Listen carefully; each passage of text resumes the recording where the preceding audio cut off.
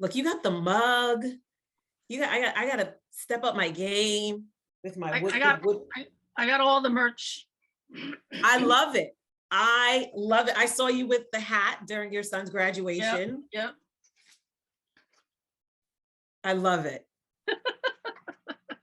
I love it. See, now you got to dress the kids. You got to make a onesie. Yeah, I got to do it all. Well, I have a Shopify store, so I have a bunch of merch in there. And technically the Shopify store is like a drop ship from like all these different merchandise. So I can do basically whatever, any type of like merchandise and put my Artandhustle on there. So smart. Because like because you see like Ellen and Oprah, where they always have a mug. So I'm like, I need a mug. True. You know what it is? You keep people thinking about it. You have to keep it in front of their mind. Yeah. And everyone who comes on here, they're like, oh my God, your shirt, your backdrop, you got your mug. Every time I put the mug, everyone's like, wow. I don't know. Because I love you, I love your thing, because your podcast is Wake Up, right? Wake Up with Dr. Sunne-Ryse. Yeah. Yeah, it's all about like just awareness and inspiration. Yeah. So, I mean, I was thinking inspired convos with Artandhustle. And this way, like, it's just really inspiring conversations, right? And that's I love it. We can figure it out. All right, welcome to the Artandhustle Gallery of Conversations. Welcome back here, Dr. Sunne-Ryse Smith, my good friend from high school. Now, we are excited because we're going to do a series of these weekly inspired conversations with Artandhustle and this beautiful soul that we've reconnected after a million years. Yes. Right? And so I was super excited that I guessed a possible retreat that you guys were gonna drop. It was. When you said it last week, I was like, oh, her mind is working. Her mind is working. It is. We're doing our first conference for couples, just, the Couples Connection Conference. And it's just that, it's connection. For couples to reconnect themselves, but then also to connect with other couples, to learn from, to laugh with, to have fun, to build with.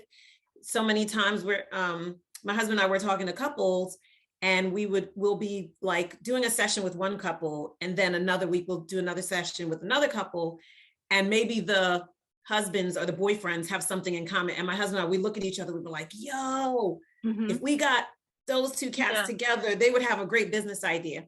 So it's really creating a space for couples to connect, relationship wise, professionally, parenting wise, right? Learning from other parents, or connecting with couples who have kids the same age that you do, right? And what does that look like to hang out with couples who, maybe their kids are the same age? That's Couples Connection Conference. We're so excited, October 14th through the 16th, and it's going to be in Jersey. We're keeping it local, so couples don't have far to travel. And, it'll be a nice getaway, right? Beautiful hotel. Couples can just come and relax. We'll be doing sessions with, the groups, taking questions. We'll have a couple of panels. So some of our couples and couples that we know that have really, they're just, I don't want to say examples, because then people feel pressure. But they've been through some stuff and they've figured out some shit. Oh, that's great. That's great. And so it won't just be my husband and I. Like, we're going to bring other couples in the space so that people can learn from them. And some downtime, the hotel is working on some signature drinks, things like that. So during, happy hour, couples can just go off on their own, connect with other couples, talk, maybe do some of the homework and the little things we're going to have them do over the weekend. But we're excited. It's going to be huge. Because it's beautiful, because people always want that community, and to be able to have someone that you can like chat with, talk to, and relate. And since you've had this beautiful community that you've like built, it's all of them are just going to be super like ecstatic to chat and talk and connect. We call our community family. So anytime we like address them, emails or whatever, we say, even our couples, like we address most of our emails, hey family, because we never want people to look at us like, oh, we're this lofty couple and we're like above everyone else. Mm-hmm. No, we're family. Yeah. Right. And, family we help each other. We support one another. Sometimes we make mistakes, but we're always down to have each other's back. Yeah. And so that's our family. Our community is our family. Mm-hmm. And we want our couples to know that no matter what they're going through, they can always come back. Yeah. And it's how you started off in church too, because church is like family also.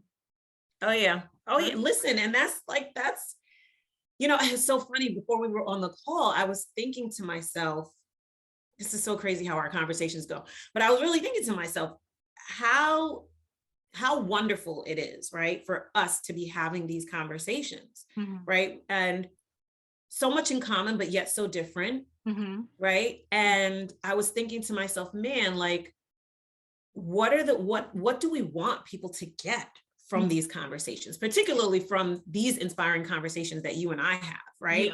Yeah. In terms of like, how does art and hustle really merge and combine with this, my work of like being spiritually woke, mm-hmm. right? And I liken it to, there's the scripture that says faith without works is dead.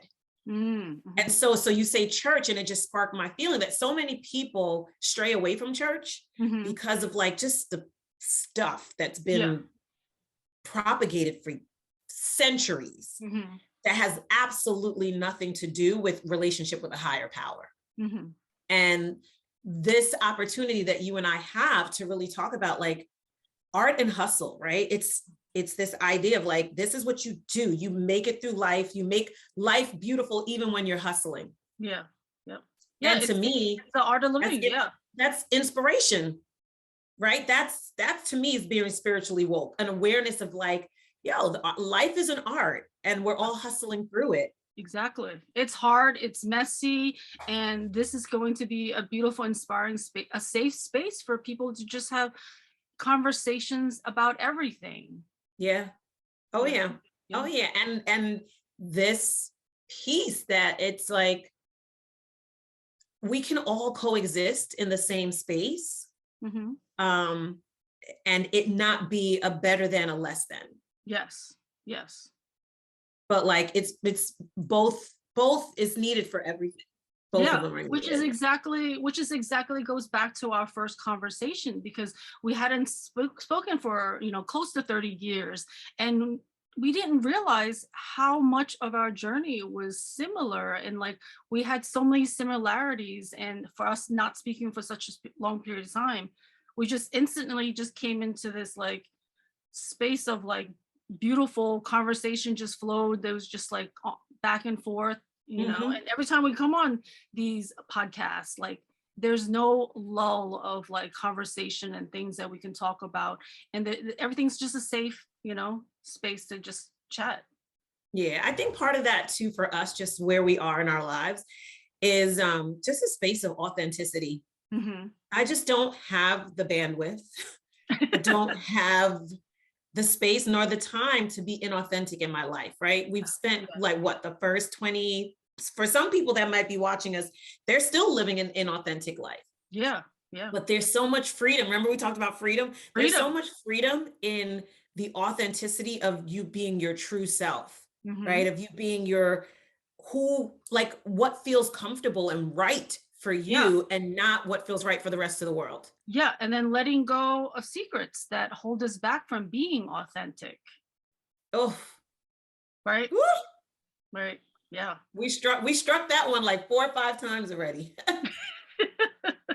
Woo, those secrets will they'll keep you at warp speed. So what do you want people to like from our conversations? What do you want them to get from like this wonderful marriage of art and hustle and spiritually woke? I think it's exactly what you're saying, where we can have this space to be able to be authentically ourselves and to release those, secrets, and to be able to give people tips and tricks of what we've been through, our stories, and to hear their stories and give everybody a space to release those things that they don't know how to speak upon, and just realize that we can have these like professional people, your world, my world, and not have that judgment of like, oh, she's like too high, or she's this way, or she's that That's way. right.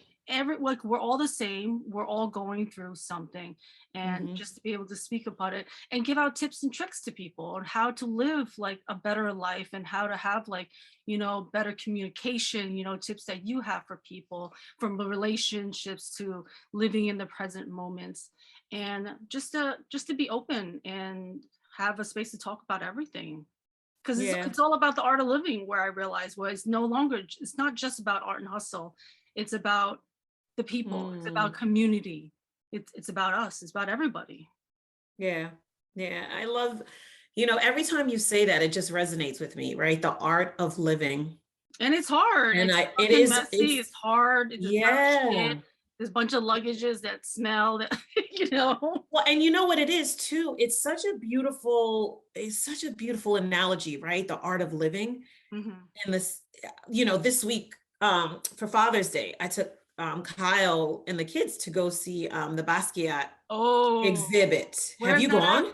I haven't gone. Where is it? Oh, it's in the city, right down from Jacob Javits. Okay. You have to go. When I'm telling you, I just did a Basquiat remix for somebody too recently. Really? When I'm saying you must go. Like, number one, I was amazed at how much he created in his 28 years of life. I believe it was 28 years. Yeah, because he was born in 60, I think, and passed away in 98. How much he created, right? So I'm connecting it to what you're saying, the art of living. Yeah. Like, there was some of his art that you had to stand there and really look at it. Yeah. You had to look at it to kind of imagine and interpret, like, what was he trying to say? Because it wasn't perfectly constructed. Yeah. It didn't have words to make it easy for you.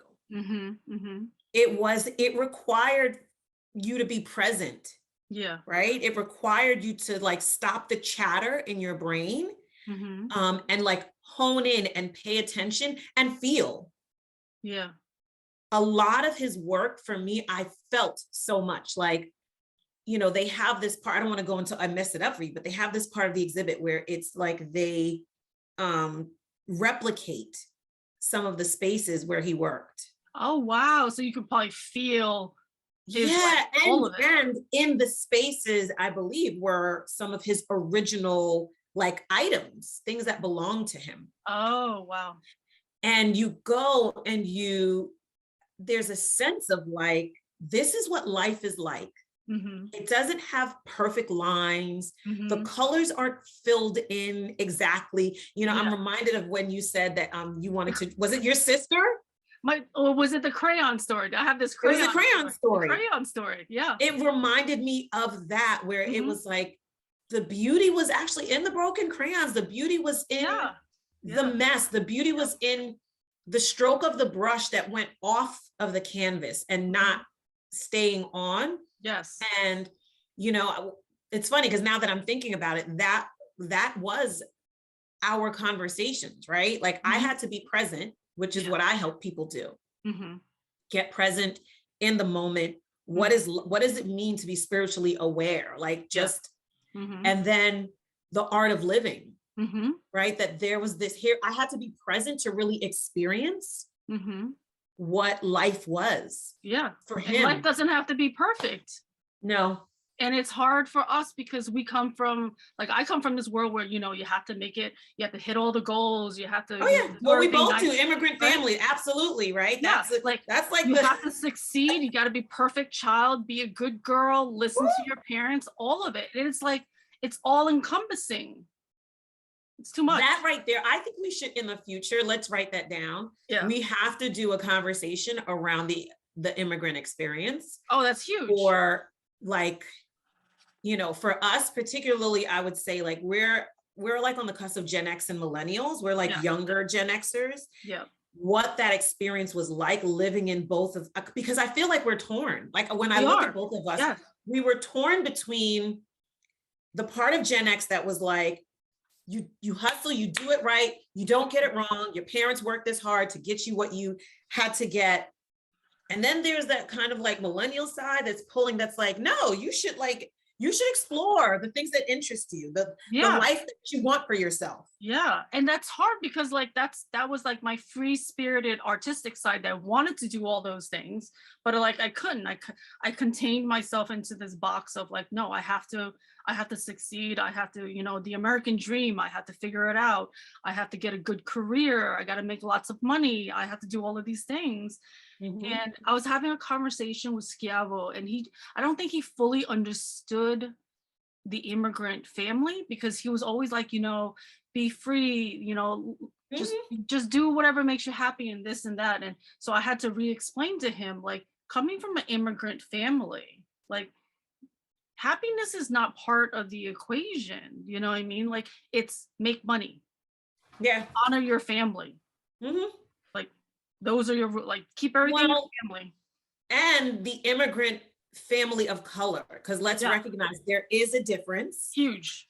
There's a huge difference between immigrant families of color, which means everyone that's non-white, immigrant, and what that American dream then looks like for us, right? Because you put on top of just dream, but then you put the barriers that the system put in place to ensure that people of color, whether they were born here or whether they are coming from another space here, just, those particular barriers that were like, okay, no, you can go, but you can go, but only this far. Yeah, exactly. And it's interesting you bring that up, because that's also the part of the conversation I had where, all of us were steered to CI, from all the real estate, like, agents, like, because he was in real estate, so he knew. They told him, no, you got to steer. I was like, what, you're steering us like animals? Like, that's steering to me. That's what they like did.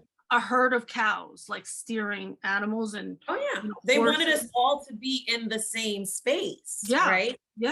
And not just in the same space, but almost like a control factor, right? You were going to be in the same space, and we were also going to limit the resources that you had within this space.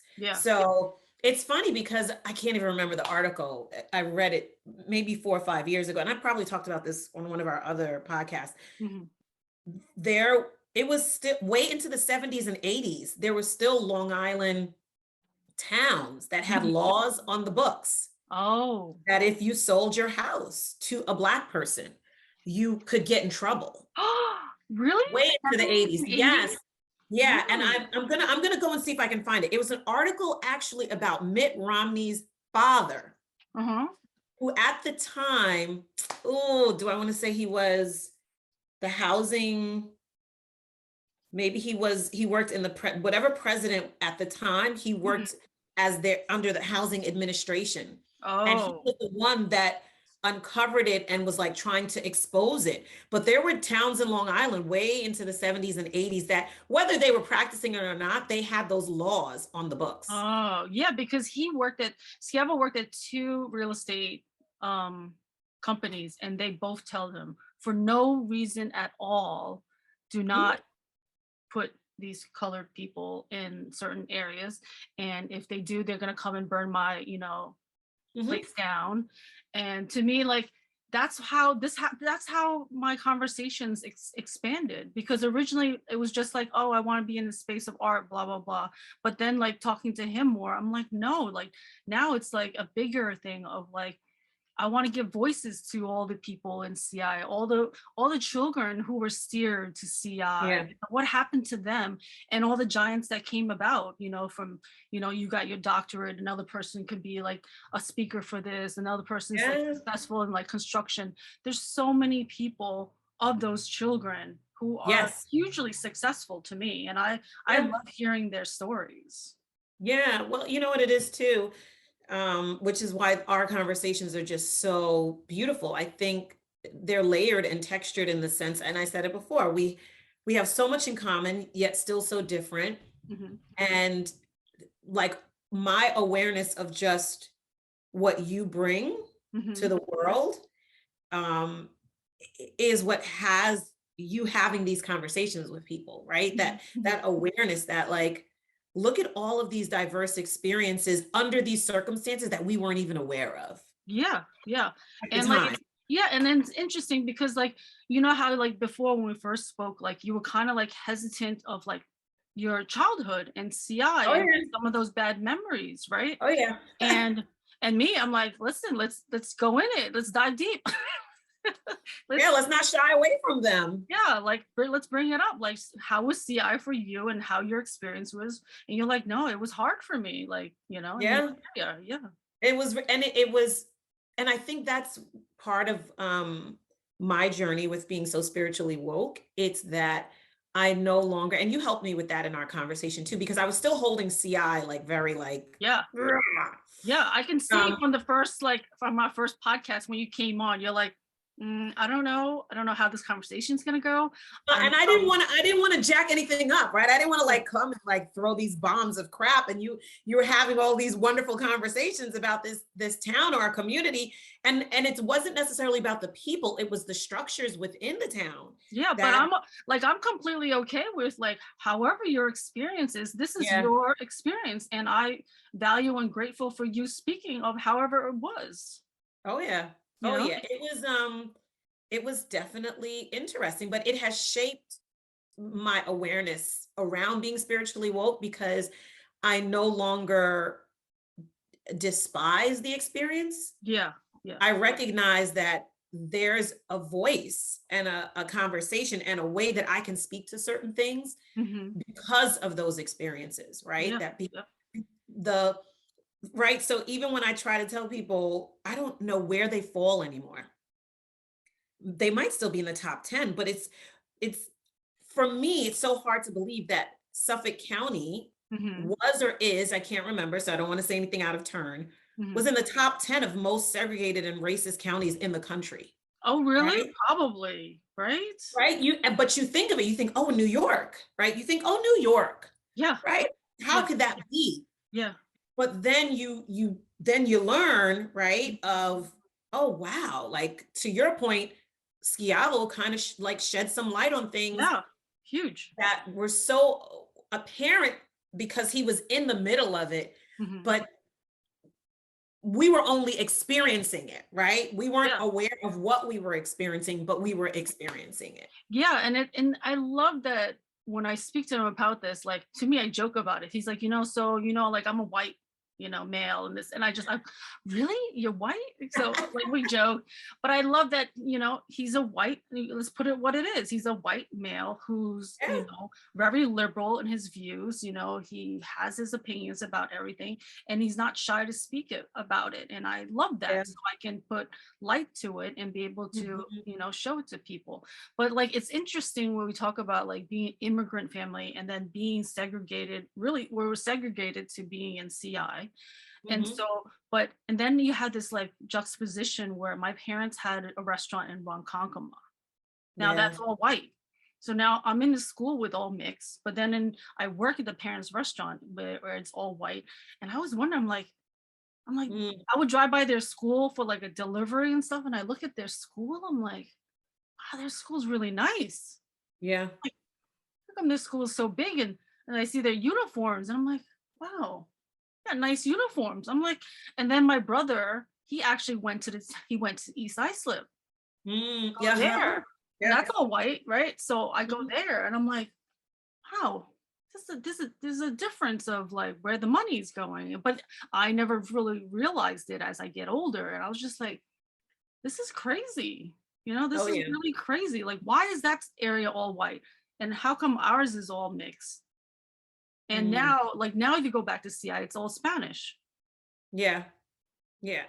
And it's just so crazy, right? How our experiences have shaped us. Hmm. Because I'm pretty sure you've made some decisions in your life based on those experiences that you had. Hmm. I know I made experiences in my life based on those experiences that I had growing up. And now we've like come full circle. Yep.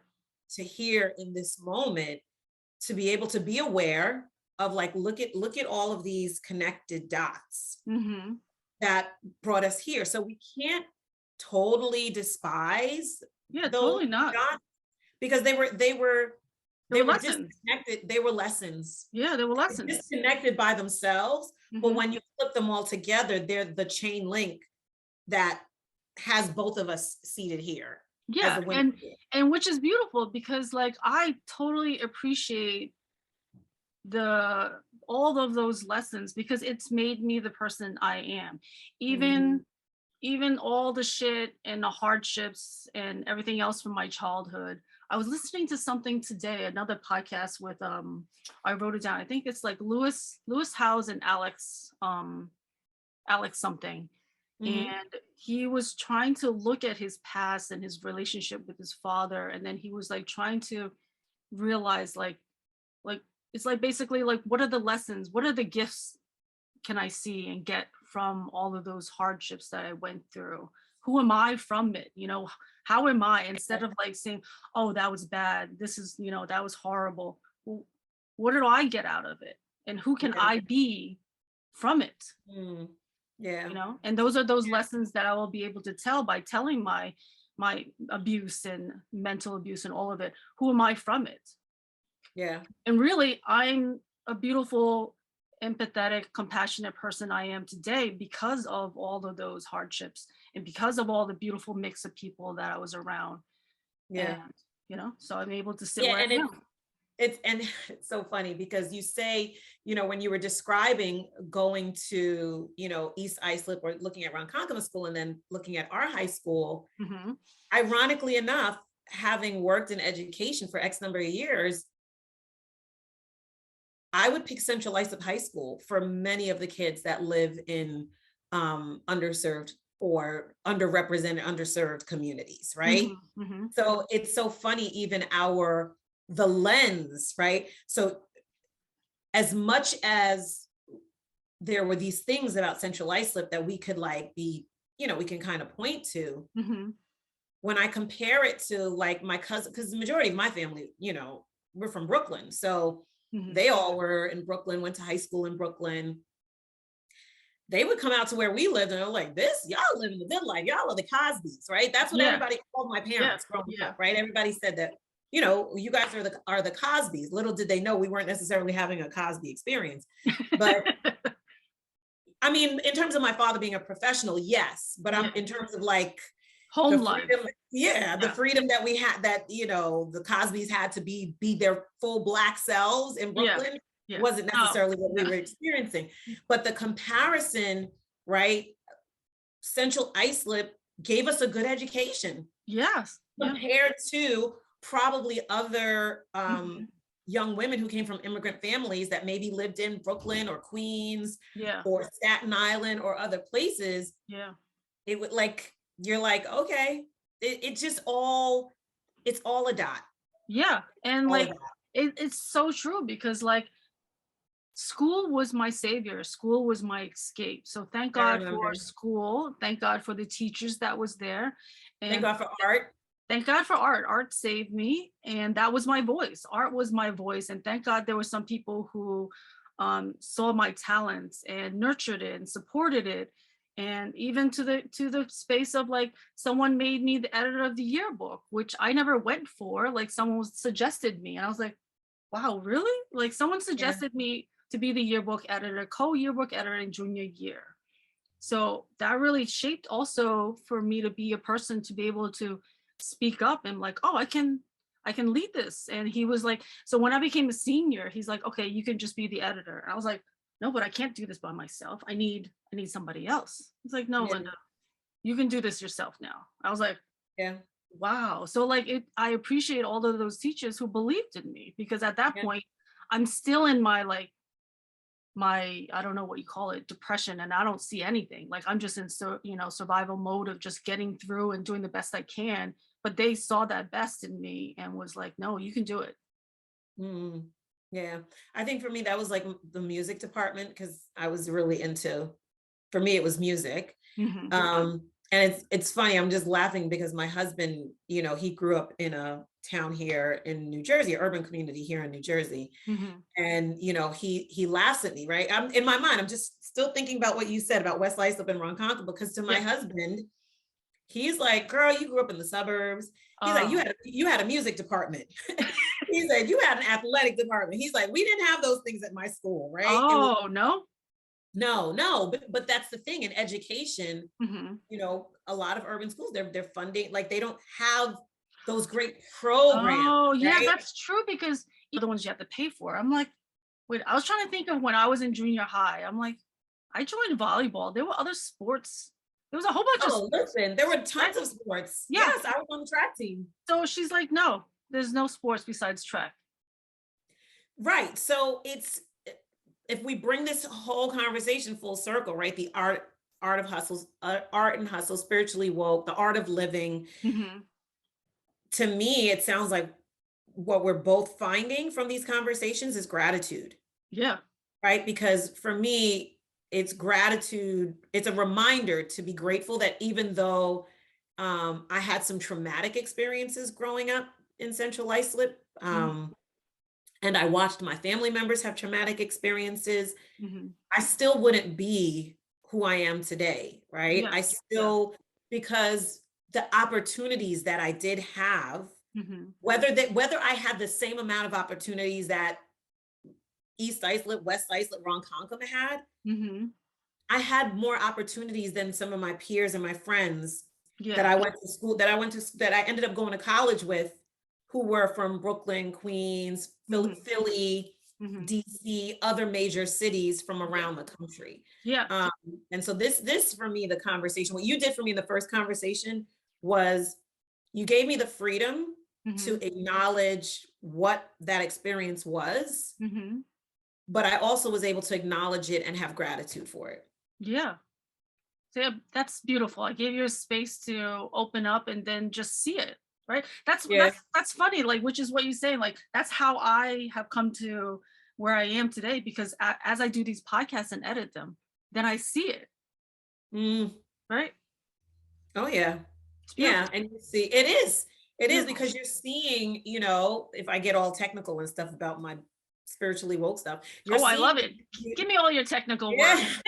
yeah, you're seeing from multiple eyes, Yeah. right? We assume that the eyes that we see with are just our carnal eyes, right? What we can, but I always tell people, just if you close your eyes, you can still see, Yep.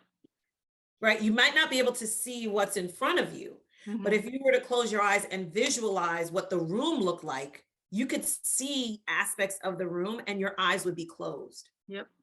And many times when you say you're able to see it, you're not only seeing with here, but you're also seeing with your heart, Hmm. you're seeing with your spirit, you're seeing with a new lens that may not be with your physical eyes, but Hmm. you're seeing with a soul, the part of you Yeah. that sees deeper than what's Hmm. on the outside, Hmm. right? And even as I watch you do people's interviews, I watch you see people in a different way, right? Because you become enlightened, like, oh Hmm. wow, like, Hmm. look at that. Yeah. We crack up all the time. We're like, we were friends this whole time, Yeah. and there was still aspects of each other that we didn't know. Of course, like even our whole conversation where I watch it, I'm like, wow. Or anybody else that I have a conversation because you don't realize these things. That's why I love having these recorded conversations now. One, I'm getting old. Two, I have terrible memory. Like, and like the crayon story where like I can't get stuck on being perfect. Mm, Like I can't get stuck on that because then the creativity won't flow and I'll get stuck on trying to make a beautiful colored crayon, you know, book and make it look beautiful and perfect. And that's the problem within my immigrant family of what being in this family who was like so male dominated that you had yeah. to be the perfect good girl, you know. Mm, And so I had for me to be the artist that I am today, I had to just throw all of that and a lot of like unlearn a lot of those things that I had, you know, downloaded into my brain, and just be like, no, just the chaos of it, the collaging, the ripping up of things and putting it all back together. Because life is all a mosaic of everything. And like in Japanese, like they don't just throw out bowls that are just broken. They glue it back together, and they actually, I think they put like gold leaf, and then they make it all beautiful again. And the cracks are part of the beauty of it. Mm. Oh my gosh, that's so good. Because I think of when you, every time you said the word create, I think of something new. Mm-hmm. And it's hard to create something when your mind is fixated and focused on a previous vision that you've had, and you're trying to duplicate it or replicate it. Yeah. And you know, that to me, you can't be creative if you have like a structure, or it has to be a certain way. Yeah. Yeah. Because how can you create, Mm-hmm. right? Because the whole idea of creation is to make something new, Mm-hmm. right? You can't create something new Mm-hmm. if what you're trying to do is based on The old. the old. Yeah. Yeah. So those bowls are probably even more valuable than they were before, because the original bowls were probably in a set, Mm-hmm. and Like now that, everybody else. like everybody else, Like and now everybody else. this cracked bowl has its own unique expression, but still possibly the same use or even better. Yeah, and that's beautiful. And that just triggered something in me where, like, growing up, I think since I lived in such like an isolated world and was trying to get out of it and trying to create my own path, I have this dichotomy where, you know, I'm always seeking this like father figure or the man in my life, the savior to save me and all of this stuff. And I was talking to somebody else yesterday about fixing those masculine parts of myself, really, because I can't fix it from somebody else. It's the masculine parts of me that I had to become and structure, and like doing like the full force of like, okay, I have to get it done, I have to do these things. Like it's fixing all of those things, the masculine and the feminine parts of myself. And when you said create, like really I need to take apart that fairy tale I have in my head of who this man is supposed to be in my life, right? Because I always want him to act a certain way. And so when he doesn't act that way, we're going back to relationships, right? Because we have to go full circle and do all the side steps. But like the relationship, I'm always having this bubble where I always feel like the man has to fit into this bubble of being the savior, to say the right things. And if you don't say the right things, you're doing it wrong. And then I feel like, you know, not loved and attacked and all of that. So really I have to create a new vision of who this man is. You know what, too? So crazy. I was listening to a YouTube video a couple days ago. It's so crazy that you said this. The person said in the video, we marry our therapist. Mm-hmm. So it's funny you keep saying, I have this vision of this person. And Mm-hmm. in so many words, the speaker was saying that we want the person that we're with to be responsible for our healing. Yeah. Yep. And what we keep doing is we're looking for someone to heal us, as opposed to us healing ourselves. Yep. And then being able to be with someone just to love them. Just to love them for whoever they are. Yeah. Yes. So I happens all the time. You always like, not just something similar to something else. Yes. And it's crazy because, you know, I keep hearing you say, I have to change this image of this person, when it's not really the image of the person. It's an opportunity for you to say, okay, what unhealed part of me is seeking out that individual to create the fairy tale? Like, what is it about the fairy tale that heals the part of me that needs healing? And that's where I start. I got to heal that person. Yeah. And then, oh man, that's so good. Right? Isn't that crazy? World for, you know, lessons. And one of them came through my Instagram feed. And one of them was this lady. I found in France. So she originally lived in New York. She was in the financial district.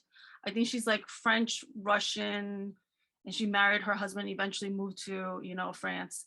And so one of her videos went through my feed and I was like, oh my God, this is great. So she ended up to be a coach, and I sent her a message and said, oh my God, I loved your videos, so inspiring. I'd love to have you on the podcast. And she speaks about all of these things. She's like, disrupts the thinking in your mind and unpacking all of it. So her last, she's decided to do 100 days of like speaking upon like anything that goes through her head. So it's like a diary. So 100-day journal, right? Awesome. 100-day journal, just doing like quick little videos. It could be like 8 minutes, 10 minutes, whatever it is. Yeah. So her last one was about fathers, and another one was about all your relationships are a reflection of you. Oh, yes. Right. And then like the father one was like how it's like it disrupts also all of your future relationships and this and that, and how she's healing her masculine parts of herself and her mother too, and her feminine parts. And I was like, yeah, like I always have this like thought where I want someone to save me, because I was never able to save myself when I needed to be saved. But then again, like all of that's really a lie, because eventually I was able to stop it. Yeah. So it's like, I think it's the length of time that the abuse happened. So it seems so much bigger than, yeah, I did all the things that I need, all the masculine things I need from somebody else. I can do all of those things for myself. And I have done all those things for myself. I think it's just that part of me being tired. Yeah. Yeah. Yeah. Something to think about too, Linda, would be to show grace to the little girl who may not have had the tools, right? Because we have a tendency as adults to judge our behaviors as youth, but we forget we're living from a perspective now that has been years and years and years and years and years of information.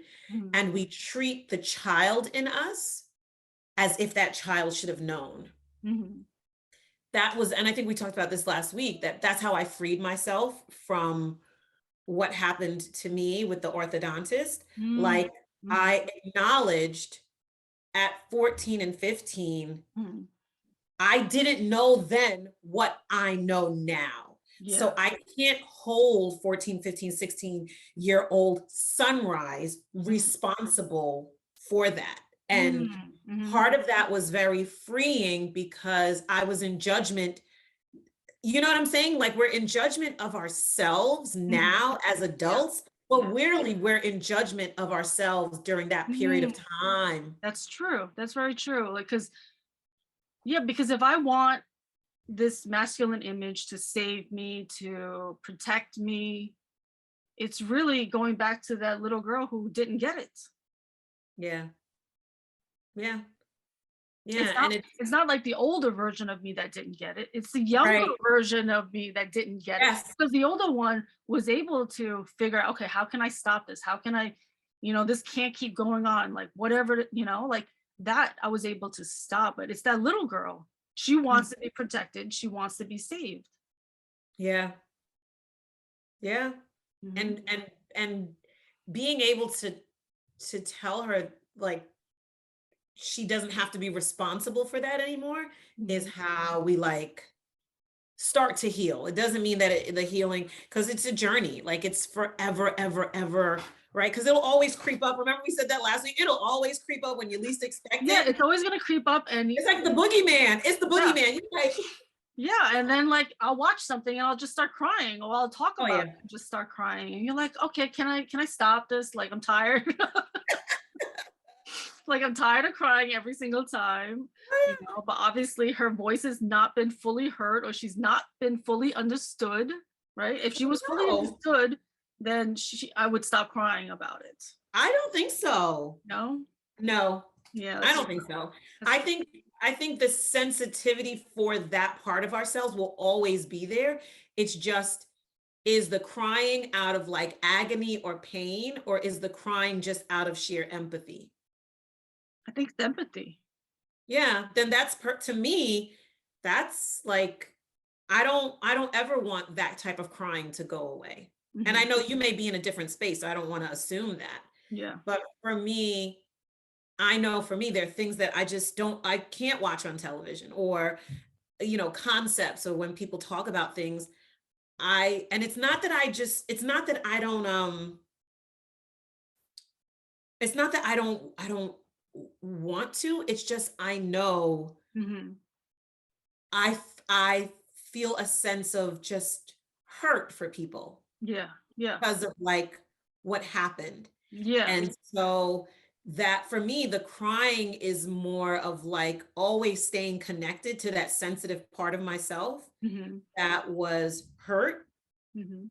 that I don't ever want that part of me to disappear, Yeah, because it's that's what. true because that makes you compassionate and empathetic to humankind in general. Like that's what makes us beautiful in who we are because we've been through all of those struggles, so we can feel the pain. So like Mhm. everyone who I speak to, like I'm so curious of everyone's story because I can just understand like whatever pains you were feeling. I'm like, yes, I understand you. Like, Oh yeah. you know? It's when I do my coaching with women, um it's the part of me that I know is like one of the best parts of what I do, and I do well, Mhm. because I am keenly aware and sensitive, because I know how I feel, and I know what I need and what I would want someone to do for me. Mhm. And so a lot of times my clients usually are like, man, Sunrise, like, how did you see that? Mhm. I see it because I'm paying attention. Mhm. I'm seeing it because I'm listening, Mhm. right? So that part of me that's, cries at like certain things because of what And happened to and me. plus you have a huge instinctual thing to feel it and see it, even the unseen, where we had that conversation in the beginning, right? Yeah. You see Yeah, what you see all the things that are unseen. I do. And it's funny because I see it and I feel it. Yeah. So Yeah. I which is why certain things I don't watch, because I don't want to consume, Too because much. I can consume like when it gets really hard for people or whatever. Yeah. And I'm an empath. So Yeah. Yeah. it's like, You'll absorb it. So you need to stop a lot of those things because that's how I am, that I realize like I'm very empathetic to a lot of things. And at some points we have to shut it off and like get back yep, to like really nature. Nature will help cleanse ground the us. soul, ground you, all that earthing and stuff like that, being out in Mother Nature. But that is definitely needed for people like us who are very empathetic too. Yeah, because what our empathetic, because we can feel empathy from within. Mhm. Going to nature, like I love the beach. I love the sun. I mean, my name is Sunrise, but my family, it was funny because not Thanksgiving, Father's Day, we're like driving and like the sunroof is open and like the sun is like beaming in on the car. And Mhm. my husband and the kids, they're cracking up at me. They're like, girl, we're dying back here. But Well, like, you're probably like Dave, like you guys are solar powered. So you just I stay there and you just absorb the sun and the powers am. of it. Me, I just melt. That's me. Like my family is like, where's the umbrella? They're walking to the beach. They have umbrellas, and I'm like, umbrella? Yeah. Umbrella? Yeah. Mm-mm. At the beach. You don't need Yeah. No, my skin just like it just repels it and I just start sweating. a. Yeah. It's so uncomfortable. Like it's uncomfortable for you, it's comfortable, and for Dave, it's comfortable. And I'm like, you don't feel it. Like I just start sweating just instantly. Like, No, but you're the first person that said I'm gonna tell my kids that I'm solar powered. yeah, you're solar They're gonna powered. crack up. I'm solar powered, but it's that sun that actually helps me to externally like release the stuff that I've been holding from Yeah. And it's from real within. and it's like it's really factual what you need from the sun to feel better, and like the chemicals Oh from yeah. it, the Oh yeah. grounding effects on Mother Nature, all of that are scientifically proven to help Mhm. you and yourself and to feel better. So you really are solar powered. You have to go. You got to go to the beach. You got to get sun. Oh yeah. The only thing that keeps me going through the fall I say this all the time, is football and the holidays. Like if those three things, I would probably be like, why do we live here? Can we why go do we, to, yeah, you need to go that's to like somewhere in the islands. that's it. Yeah. And the holidays are less about the actual holidays and more because The I people love community gathering. and the people Gathering. Mm-hmm. and the gathering and the connection. Do you like the And themes? Do you like decorating? I do love it. I'm good for Christmas. So I Yeah. do have a, like, you know, my husband calls it my Griswold tree. I do have a good Griswold tree that like is so tall, it's like scrapes the ceiling. Yeah. But more so like I'm more the games. Let's get together. Let's eat together. Let's stay up till 2, 3 o'clock and, you know, play all the different games and laugh and have cocktails and cook. Yeah. But that's so, but besides the solar powering, it's the community that powers me too. Yes, it's totally true. That's probably why I did Art and Hustle. It's all about like, I would get that community feeling of all the people that would gather and the support, because you want like-minded people and you want positivity in your life. You don't want all the negative things. So that it was that community of like positive people and that nurturingness that I love, which Why do translates. you think so many people struggle to be honest with what they need to fulfill and sustain them? Like when you think of, right, because you say you're what, 6 years old right now? Yeah. So before you turn 6, right, before 40, what do you think the blockages were that stopped you from truly fully embracing and expressing those things that fueled you and powered you? I think it was that box that I felt like I had to live in. That box of like, I have to be like, I have to listen to my husband. I have to be a successful, artist. I have to pay all the bills. I have to have extra money. I felt like I had to be this type of person to be, I think, accepted and loved, really. And really all of that stems from not having enough love for myself. Wow. Because if I had all of that love for myself, I wouldn't give a shit about anybody else. Like I wouldn't need that. I wouldn't need that approval from society, my family, from my husband, I wouldn't need all of those, because I would be happy as a clam in my own little shell and I'll be good to go. So it was that society, because if I grew up in this world of like, everything you did was wrong, whatever you think was wrong, why did you think that? Why did you do that? Like everything was a why. Whatever you did was wrong. So you're on this hyper vigilant of like mentality of like, whatever I do is wrong and whatever I do is not good enough. Yeah. So I always felt like I always needed that outside approval of like, okay, what should I do? Will this make me enough money? The prestige of it, the honor of it, following the family rules. And that's when, when my mom died, that's when, all of that just came into a headway of like, no, I don't want to die unhappy. So what would you tell our listeners, because you had like a life moment. Yeah. Right. And I believe life moments are necessary for all of us, but I do also believe, from the work that I do, that you can create life decisions, right? Even if you don't have the life moment. Like for you, the impetus was your mom passing away, and you like, it's almost like these blinders came off, these scales came off your eyes, and you were like, oh, wait a minute. We can't do all of this. This will not be my life.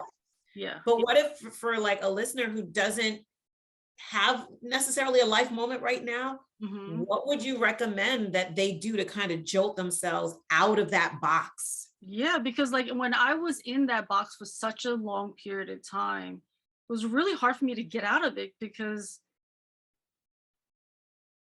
you're just like scared. Like I have a friend who I'm trying to like coach and trying to get her to get out of her situation.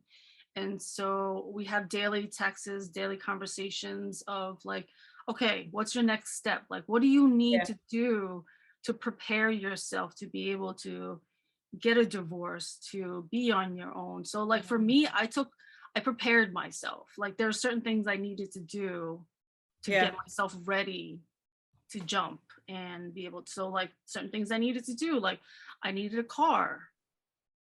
I needed to make sure that my finances were in order, that I had enough money to be able to support myself in case, like, you know, I didn't have the support I needed. I had to make sure, like, so for me, like I had to make sure my kids were of certain age that I would be able to take care of themselves. So I would say do little steps for yourself. Yeah. Because you can't just jump if you're not ready to jump. And when you're in this like huge like situation where everything just seems so big to jump, you know, like my friend is really she's having a hard time taking those steps. So I'm like, just do a little bit every day. Just do one thing that will help you in the long run, whatever it is. Like even if it's going out, just grounding, go outside, you know, whatever it is that makes you feel better, that feeds your soul, whatever makes you happy, just do a little bit every day. A little bit Journal, if whatever it could be, journaling, journal things, you know, speaking to a friend, you know, just do a little bit each day to feed your soul, to do what makes you happy. Yeah, I agree. And that I would have said the same thing. Just do something small. Look at like the different domains of your life, like professional, relationship, health, finances, leisure. And when you look at all of those areas, many times they're all interplaying. And so to your point, you're like looking at, oh my God, I have this huge box that I'm stuck in. How do I get out of the box? Sometimes it helps just to break the box down into smaller sections and be okay picking one section and saying, what is the little thing that I can do either in this area of my health? What is this little thing I can do in my finances? Because they're all interconnected. Yes. But you can pick them apart and do them in parts. So and like like everyone always says, have a journal, write down, you know, your feelings, what you did, all of it. And but it's all of those things. So you can't just have one. Like you have to do a little bit of each one. You have to move. Like you got to get your body moving, because like not moving will make you depressed. You know, not having friends will make you depressed. Not talking to somebody will make you depressed. Isolation will make you depressed, because like really when you're in a situation where you're not happy in, you've isolated yourself. And some people lose all of their friends in that isolation as well. Oh yeah. Because their friends don't know how to help them. And or you know, the husbands have isolated, you know, them from their friends. So that's what I suggest. Everyone needs to just do a little bit each day. And I'm super excited we can have these weekly conversations going forward.